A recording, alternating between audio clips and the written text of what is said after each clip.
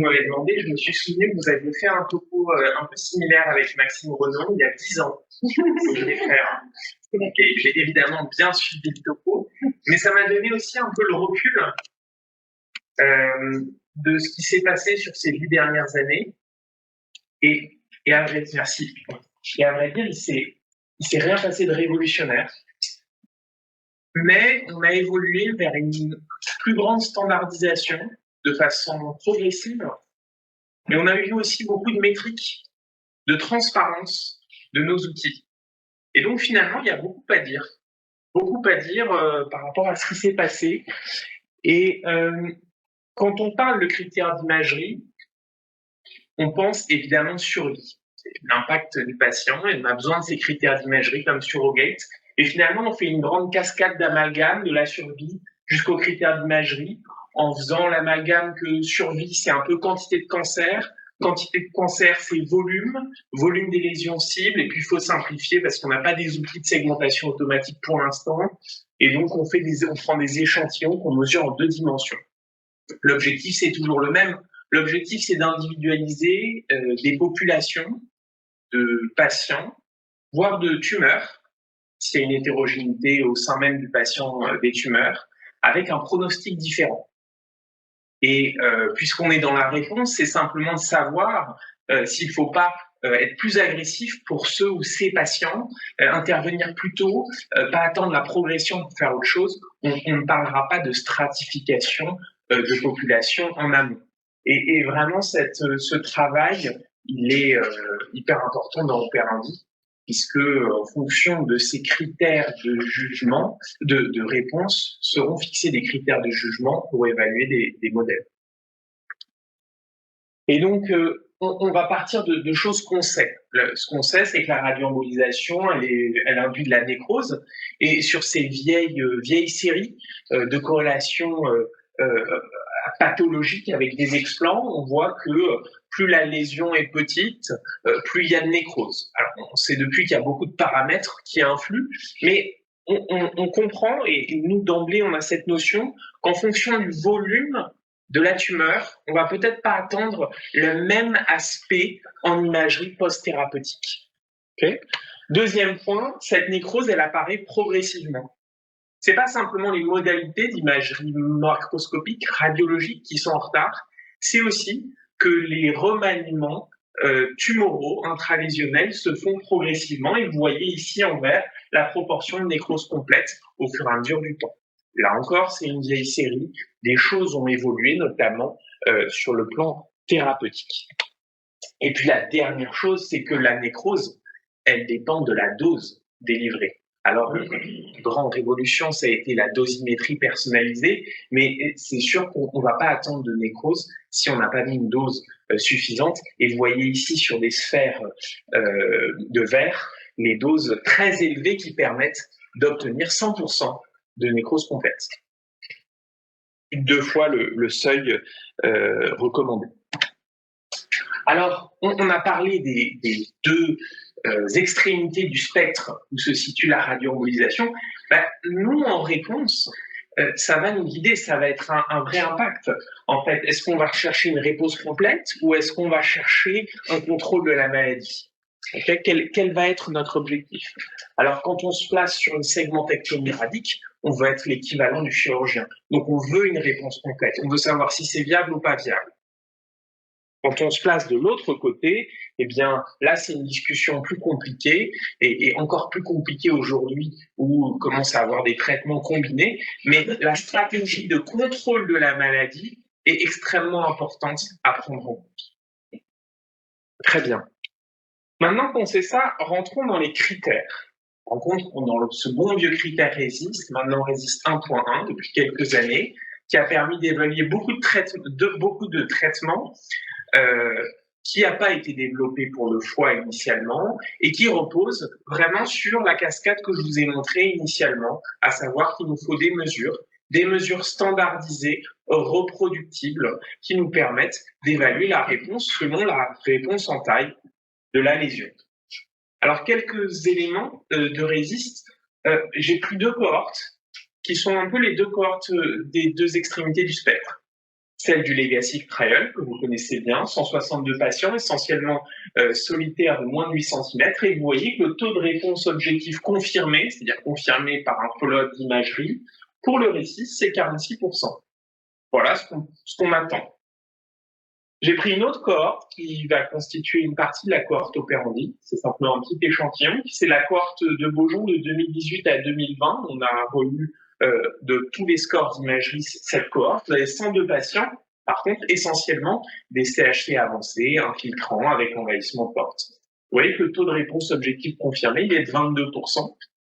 Et ce qui est intéressant, c'est le temps jusqu'à la meilleure réponse, finalement, il est plus court. En tout cas, plus court que ce que je pensais, 3,2 mois. Alors aussi parce que c'était des lésions agressives et donc il avait tendance à reprogresser. Et puis, de façon intéressante, vous voyez que la concordance inter-observateur, elle est bonne. Alors le RESIST, il a des limites. Le RESIST, il n'a pas été développé pour des tumeurs hyper rehaussées qui se traduisent une prolifération artérielle. Et donc, il n'a pas été façonné pour les traitements intra-artériels, les traitements qui ne vont pas nécessairement influer, en tout cas dans un premier temps, sur le volume tumoral, mais qui vont influer sur la vascularisation. Le RESIST ne prend pas en compte la nécrose, sauf si cette nécrose s'accompagne d'une réduction de taille, et souvent, ces phénomènes sont retardés dans le temps par rapport à la dévascularisation. Donc, cet exemple, il est bateau, hein. Vous voyez ici une stabilité selon RESIST, alors qu'une portion importante de la lésion, c'est la portion qui est noire ici, alors qu'elle était blanche avant. Eh bien, cette portion, elle s'est dévascularisée et probablement que si on enlevait la lésion, cette portion serait de la nécrose. Très bien. Il y a d'autres limites, le RESIST. La problématique des lésions infiltrantes. Les lésions infiltrantes, ce d'autant que le contraste avec le parenchyme n'est pas bon. On est biaisé, on a du mal à la voir initialement, on a du mal à la voir à 3 mois, et finalement, on a un retard à l'évaluation. On est obligé d'attendre 1 an pour se dire, OK, la lésion a vraiment répondu, mais à chaque fois, on demandait des contrôles et potentiellement un rapprochement de la surveillance parce qu'on avait du mal à l'évaluer. Très bien. Et puis, un autre cas, en fait, la lésion initialement était infiltrante et assez mal visible. Le gradient de densité, puisque là c'est un scanner injecté, ce que je vous montre, le gradient de densité n'était pas énorme initialement. Et avec les phénomènes nécrotiques de remaniements tumoraux, eh bien ce gradient de densité est plus prononcé sur la surveillance. Alors oui, à ce stade, la lésion n'a pas diminué en taille, mais en fait elle est beaucoup mieux visible et c'est encore 90 ans après que la lésion va diminuer en taille. Voilà quelques pièges de l'évaluation RESIST des CHC traités par radioembolisation.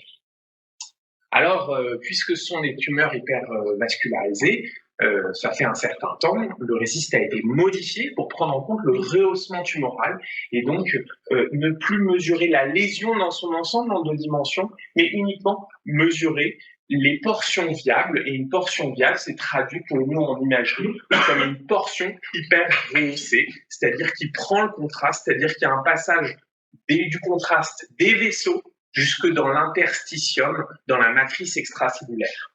Très bien. Et là aussi, je vous montre des scores, des métriques, des 2 types de tumeurs. Le Legacy Trials, eh bien, vous voyez que le taux de réponse objectif confirmé selon mRESIST est bien supérieur à celui de RESIST. Là, tout va bien. 68% de réponse objective confirmée. Et le temps jusqu'à meilleure réponse, et là, dans ces lésions précoces où ce qu'on veut, c'est vraiment une nécrose complète, il est relativement court, il est 3,9 mois.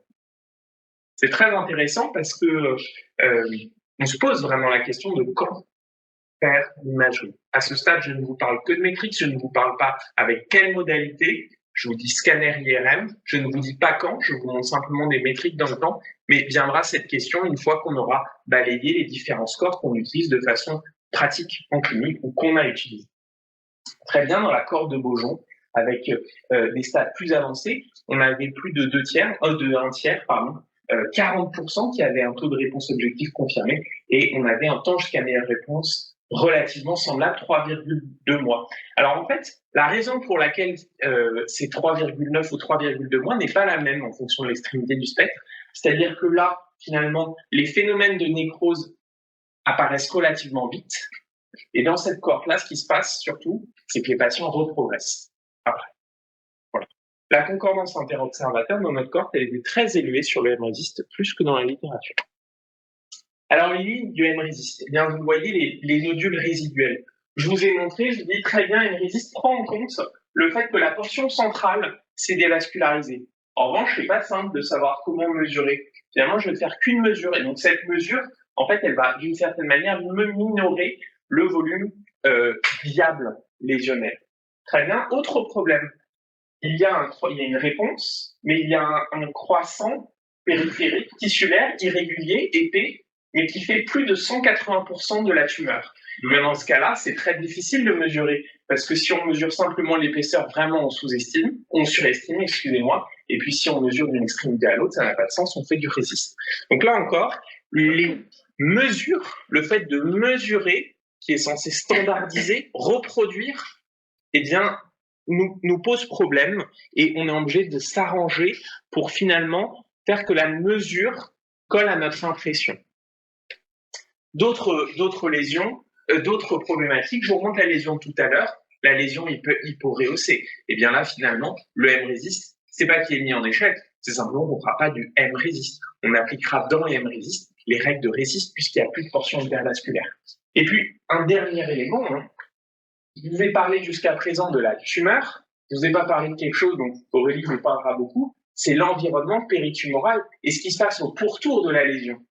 Le M-RESIST dit simplement hypervascularisation, hyperrehaussement. Vous voyez que cette lésion, elle a répondu, elle s'est vraiment dévascularisée, mais en périphérie est apparu un hyperrehaussement, un côté blanc. Et bien en fait, c'est simplement de la fibrose qui s'est installée autour de la lésion. Vous voyez ici l'indentation, la rétraction capsulaire avec de la fibrose inflammatoire, la fibrose jeune. Alors, on n'est pas idiot, on sait que c'est de la fibrose, donc on ne va pas le mesurer, mais ce cas de figure n'est pas prévu dans le M-RESIST. Donc c'est la connaissance de l'évolution post-thérapeutique qui nous fait rendre notre mesure intelligente, sensée. Alors, ma présentation, forcément, elle est orientée, et donc je vous ai dit que le M-RESIST est bien, mais que parfois on fait coller à notre impression.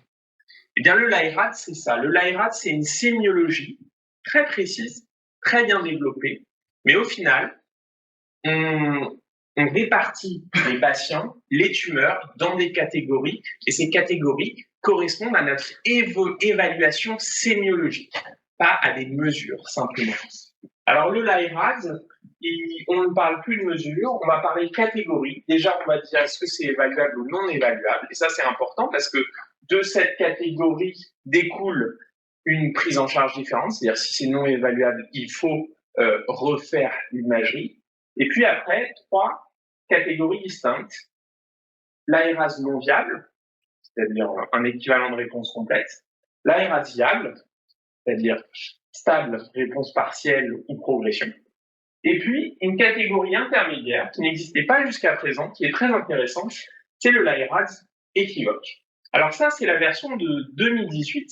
Et finalement, le LIRADS, cette version, elle a été développée pour des traitements locaux régionaux et plutôt des traitements dans une intention curative ou éventuellement les chimioembolisations. Donc le LIRADS, il avait été vraiment développé avant tout pour l'ablation percutaneuse. Il pouvait être utilisé pour la chimioembolisation, et puis c'est a posteriori qu'on a essayé d'utiliser cet outil pour la radioembolisation. Il n'a pas été conçu initialement pour ça. Je vous montre quand même les métriques, on a quelques métriques, pas tant que ça, de cette version de l'IRADS dans notre cohorte. Et vous voyez que, sans surprise, sur du CHC avancé, on se retrouve avec de l'IRADS viable essentiellement. Parce que l'objectif, c'était pas, ou en tout cas la possibilité qu'on avait, c'était pas de détruire complètement la tumeur. La concordance interobservateur est bonne, ce qui est intéressant, étant donné qu'on a une sémiologie particulière. Alors cette sémiologie, il y a 2 éléments sémiologiques qui ont été bien standardisés par le LIRAD et qui sont très intéressants. Le premier, c'est le rehaussement annulaire fin et homogène de la marge lésionnelle, et Aurélie nous en parlera. Et le second, ce sont ces troubles de perfusion dont je vous parlais, c'est-à-dire ici, vous avez les troubles de perfusion avec de la fibrose inflammatoire qui correspond à la réaction du parenchyme non tumoral au contact de la lésion. C'est très bien standardisé, c'est très bien décrit, et ça ça ne doit pas être considéré comme quelque chose d'équivoque. C'est un pattern de rehaussement attendu au décours de la radioembolisation. En revanche, ce qu'introduit ce LIRAD, c'est une notion qu'on n'avait pas jusqu'à présent, c'est la notion de « je n'arrive pas à trancher ».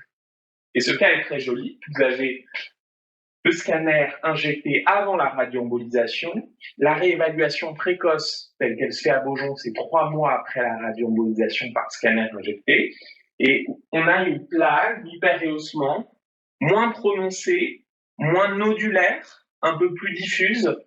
Et bien là, ça rentre dans aucune des catégories, on le classe dans équivoque, et vous voyez 3 mois après, et bien en fait la lésion a progressé en taille et avec des remaniements en son sein. Très intéressant, puisque cette catégorie veut simplement dire qu'on ne sait pas et qu'il faut réévaluer, il faut être prudent. Alors, il y a une nouvelle version qui vient de sortir juste avant l'été. Et à vrai dire, en fait, cette version, elle a été délivrée sans aucune métrique. C'est-à-dire, on ne sait pas comment elle a été conçue. On ne sait pas quelles sont ses performances, on ne sait pas quelles sont ses concordances. En revanche, comme toujours dans le LIRADS, il y a une sémiologie très précise qui a été décrite. Et puis, il y a des nouvelles catégories et une nouvelle logique qui a été proposée sans forcément être expliquée. On a toujours ce qui n'est pas viable, mais ce qu'on a surtout, c'est ce qu'ils appellent non-progresseurs. Et non-progresseurs, c'est un équivalent de contrôle de la maladie. Vous allez avoir une diminution de la lésion ou une stabilité de la lésion. Et puis, ce qu'ils appellent viable, c'est ce que nous, on appelle progression. C'est une majoration en taille. Okay. Et puis, on garde, alors c'est assez maladroit la façon dont ça a été mis, garde quand même la notion de équivoque. Alors, dedans, il y a des subtilités, il y a des variantes dans lesquelles je ne vais pas rentrer par rapport à la précédente version, mais en tout cas, c'est très intéressant de voir que pour ce LIRAD, ce qui a été développé pour les traitements à base de radiothérapie, qui soient internes vectorisés ou bien externes, il y a une logique propre qui tient compte des remaniements thérapeutiques et de tout ce qu'on sait. Alors voilà, en fonction de chacune des catégories, évidemment, la prise en charge qui en découle n'est pas la même. Et puis, je vais vous montrer un exemple en fonction des différents scores qu'on a balayés. Et encore une fois, cette présentation, elle s'est voulue très pratique. Je ne vous ai pas montré des choses de recherche, je vous ai montré des outils qu'on a utilisés dans le service depuis qu'il y a la radioembolisation. On montre toujours la même lésion. Ce volumineux CHV, moins de 8 cm du foie droit. Et puis, vous voyez que selon Resist, on a déjà dit, il est stable. Selon MRESIST, il est en réponse partielle. Selon la première version du LIRADS Treatment Response Assessment, il est viable. Et puis, selon la dernière version qui est une coquille, version 2024, eh bien, en fait, c'est un non-progresseur. Il y a bien un contrôle de la maladie. Et finalement, on fait un pont entre le LIRADS version 2024 et le MRESIST. Alors, une question quand même, scanner ou IRM? Eh bien, il n'y a pas de recommandation à ce stade. Je vous montre cette lésion qu'on a vue tout à l'heure en staff. Eh bien, vous voyez, c'est un CHI qui en plus avant a été traité par chimio-embolisation. C'est compliqué, on n'a pas un bon gradient de densité avant le traitement. Et puis après le traitement, on a l'impression qu'il a augmenté en volume en scanner sans qu'on ait du mal à savoir s'il y a un rehaussement ou pas. Et puis en IRM, finalement, en IRM, on voit pas qu'il y a on voit qu'il n'y a pas d'hyperrehaussement. Donc, finalement, la clé, je vous ai parlé de score, j'ai beaucoup discuté, mais je vous ai montré que des images de scanner. Si se trouve, la clé, c'est simplement de faire des images. Alors, avant de se lancer dans cette hypothèse, j'aimerais quand même vous dire qu'il y a scanner et scanner. Et surtout pour cette indication, il faut de très bons scanners. Il faut des scanners où on a optimisé le contraste lésionnel. Sinon, c'est beaucoup plus dur. Et optimiser le contraste lésionnel, ce sont les paramètres d'acquisition, je ne vais pas rentrer dedans, dans cette explication, mais il y a un vrai impact sur la qualité d'image de l'optimisation des paramètres d'acquisition, des paramètres de machine, soit l'acquisition à la reconstruction d'image. Et puis, il y a des critères d'injection qui sont standardisés. Il y a des recommandations de la Société française de radiologie qui vont paraître spécialement pour le foie, où il faut une quantité suffisante d'iode, donc de produits de contraste iodé rapportés au kilogramme du patient, un débit et une adaptation du flux, si on va avoir le bon temps d'acquisition. Et je vous montre à 3 mois d'écart. Alors peut-être on pourrait dire, le CHC, il a beaucoup grossi. Moi, je ne pense pas. Le même scanner, mais une optimisation des paramètres. Et vous voyez l'hyperrehaussement qui est beaucoup plus visible et le lavage qui est beaucoup plus visible. C'est un exemple, mais on en voit régulièrement. Donc, un bon scanner permet de bien évaluer la réponse post-radioembolisation. Alors, cela dit, l'IRM, elle nous apporte des choses. L'IRM, évidemment, c'est une imagerie avec une plus grande résolution en contraste. Et puis, on voit aussi qu'en IRM, on a des signes que le LiRADS, la dernière version, a appelé des signes ancillaires, des signes qui vous permettent d'augmenter votre probabilité que la lésion soit toujours viable. Eh bien, ce sont d'une part une séquence fonctionnelle, la séquence de diffusion, la persistance d'une anomalie de la diffusion dans la lésion, et puis un signal T2 qui est encore un peu plus élevé. Donc en fait, l'IRM peut nous apporter une résolution et contraste plus grande, mais nous apparaissent aussi des éléments qui nous permettent de faire une corrélation radiopathologique pour estimer la viabilité de la lésion. Et puis j'aimerais terminer avec...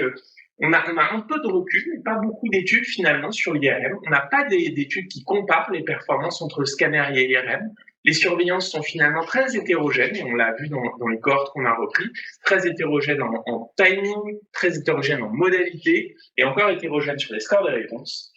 Mais cette étude est intéressante parce qu'elle nous donne les performances en IRM sur une population relativement de CHC relativement peu avancée, les performances des différents scores, et a introduit quelque chose qui je trouvais très intéressant, la soustraction, évidemment on appelle en portail, mais aussi la soustraction à la phase hépatobiliaire pour mieux visualiser la lésion et son évolution. Et finalement, ce qu'il rapporte, c'est la performance pour prédire la nécrose des lésions traitées par radioembolisation. La plus élevée, c'est la soustraction à la phase hépatobiliaire. Soustraction, c'est-à-dire on soustrait l'imagerie hépatobiliaire de l'imagerie sans produit de contraste.